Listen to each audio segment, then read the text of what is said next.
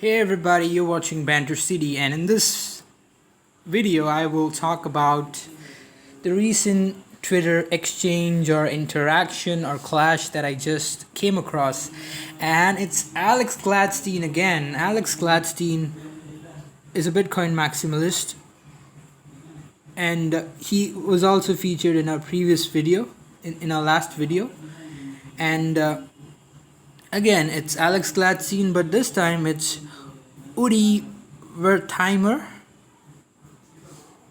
So Alex Gladstein and Udiverse are both Bitcoin maximalists, and they had some exchange. Now remember, this is the first time I'm reading this exchange. It was a lengthy exchange, so I don't know if they were debating or fighting or clashing, but anyway, here we go. Had interesting conversations with multiple well-known Bitcoiners who told me that they operate an additional Nano account in order to tweet about their multi-chain interests without getting cancelled. Devastatingly sad that we allowed the cultists to get this powerful. Okay, so Udi's saying basically he knows some Bitcoiners who have created an additional Twitter account or Reddit account or whatever, and are promoting the altcoins that they enjoy, any crypto other than Bitcoin. And within the Bitcoiner or Bitcoin maximalist club, promoting altcoins or any other cryptocurrency, even the ones with real world use cases and fantastic innovations, are considered as somewhat of a taboo. So that's what Udi is referring to, and that's why they've created some anonymous social media accounts to promote those. And he says they shouldn't have let altcoins get this powerful. Alex Gladstein says, I had a talk about how people use Tether out of necessity in emerging markets, and no one ever tried to cancel me. What do you think that is? No idea what you're trying to prove here. It's a fact that Bitcoiners are afraid to talk about their multi-chain interests publicly. The tweet is about them personally, and I'm not afraid to talk about these things. So Alex Gladstein was just talking about Tether. It's completely irrelevant. Udi is making a different point here, and I think Udi prefers talking about his altcoin or multi-coin interests. That's a good word choice by Udi Wertheimer here. Multi-chain. So he didn't use the term altcoin, so that's an interesting development, I would say. So if you want to be able to zap money into existence and siphon off a bunch of your friends before it heads to retail and not get challenged on that, then I don't know what to tell you. Cult. Focusing on Bitcoin is good. Disparaging it as a cult is something the MSM has been doing for a decade. Udiverse will see eventually. Focusing on Bitcoin is fantastic. Invoking pretend morals whenever someone focuses on something else is cultist. Okay, so Udi is saying because of the cult of Bitcoin, there's some kind of, threat of getting cancelled, or you could say reputational suicide when they talk about multi-chains or other crypto blockchains, and Bitcoiners kind of consider them as out of their club, or they don't treat them the same way as you would treat a fellow Bitcoin maximalist. So that's why Udi says focusing on Bitcoin is fantastic. Invoking pretend morals whenever someone focuses on something else is cultist. So he's taking on the cult of Bitcoin. He's not against Bitcoin, but he says this cultist behavior is not good at all. Alex Gladstein says, let's say I want to focus on Bitcoin. Then you press me as to why not come work on my altcoin. Would there be any answer that would deem as not cultish? I'm not interested, thanks. I'd rather focus on Bitcoin. Happy to help. That would be a good reply. That doesn't count. Let's hear an actual reason. Actual reason for what? For why specifically they won't come work on the altcoin project that you would consider not cultish, that isn't just because. You're pretty good at explaining Why Bitcoin? Because it's freedom enabling technology, incredibly resilient, or any other number of reasons. That is not cultish. Saying because you're trying to siphon off a bunch of friends when you didn't even bother to look is cultist.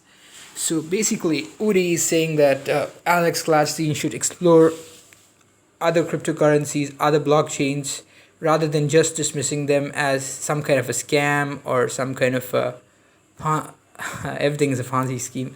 So let's see what Alex had to say.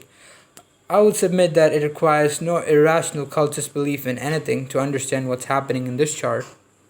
So this chart shows the different cryptocurrency projects and their token allocations or their coin allocations. And as you can see, Ethereum has allocated over, I guess, 70% as part of the public sale, and the number only goes down in most of the cryptocurrencies except EOS, which also followed a similar ethic in which 90% was allocated for public sale, the rest was taken by, I believe, insiders. But as you see, the modern day cryptocurrencies, whether it's Polkadot or Flow or Solana, where are you? Solana, insiders have taken up a lot of a high stake, and very little was issued for public sale, which kind of spoils the distribution of that cryptocurrency or project. So, but if you look at Nano at the end, there was no public sale. Everything was distributed freely, and I believe 5% was taken by the team. So 95% as part of the capture farming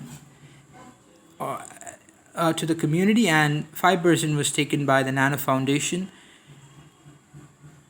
And similarly, other foundations have also taken some amount of tokens, and those are on the higher end because, as you know, I guess maybe they needed to fund their expenses.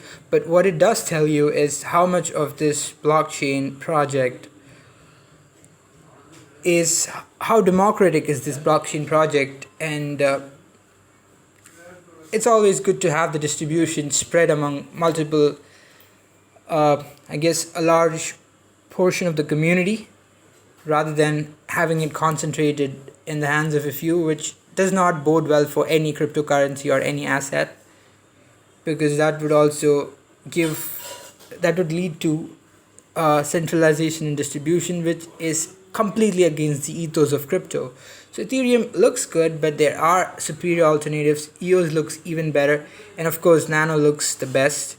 And Solana, and well, what percent of Solana was given to the public for sale? That's very meager, and yet Solana is moaning because it's cool. It's a cool software. It's a cool blockchain, but overall, it's any good is as good as any other system because it's centralized. So it really lacks that demarcating thing called decentralization, or the spectrum of decentralization. It ranks pretty low in that, at least on the distribution front. Okay, let's go back to that tweet. So Alex says, I would submit that it requires no irrational cultist belief in anything to understand what's happening in this chart. Of course, he might have taken this chart to demean the altcoins, stating that how much of the distribution is controlled by centralized, or I would say how much of the distribution is centralized to the insiders and the teams. But he missed out Nano, in which 95% was distributed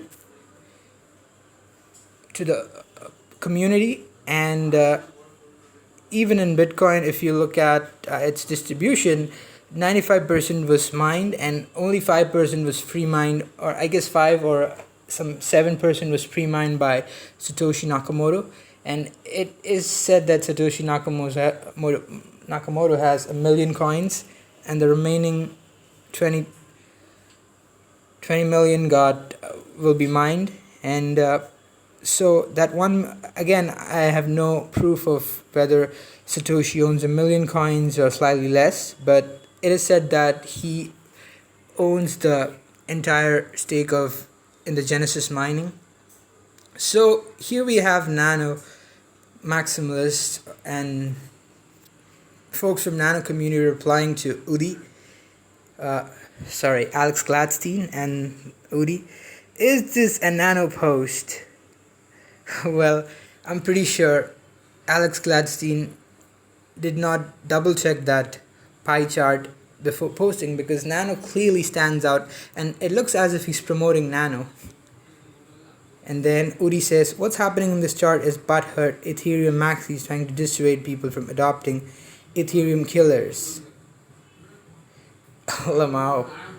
So Udi is laughing because this chart is clearly catering to Ethereum maximalists, because it portrays Ethereum on a highlight compared to Solana and others.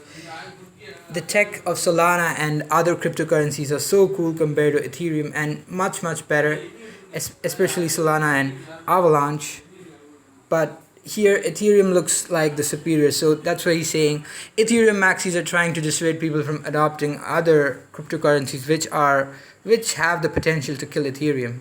Alright, I guess that's a good note to end on this. That's a good note to end on. Lol, laughing emoji. So I guess they ended it on a good note. But overall, Nano community folks were very happy with this interaction, because I'm glad that you understand the way Nano stands out. And then there's this guy who's mentioned, tell me the truth, I'm ready to hear it. I don't work on altcoins because I believe they are unregistered securities that scam retail. Oh. Alright, let's go back to that thread again. And that was shared by X David. On a long enough timeline, everyone becomes a Nano reply guy. Alex Gladstein, you became a Nano reply guy today. Of course, that was an unwitting reply, but I guess it definitely gave us the LOL moment. And that's all for this crypto thread. It was not a confrontation or a battle unlike the previous threads, but it was equally entertaining and informative. So guys, if you learned something from this thread, be sure to subscribe to Banter City, because we're coming up with more such threads, educational and informative. And until next time, I'll see you with much interesting stuff. Take care. Bye bye.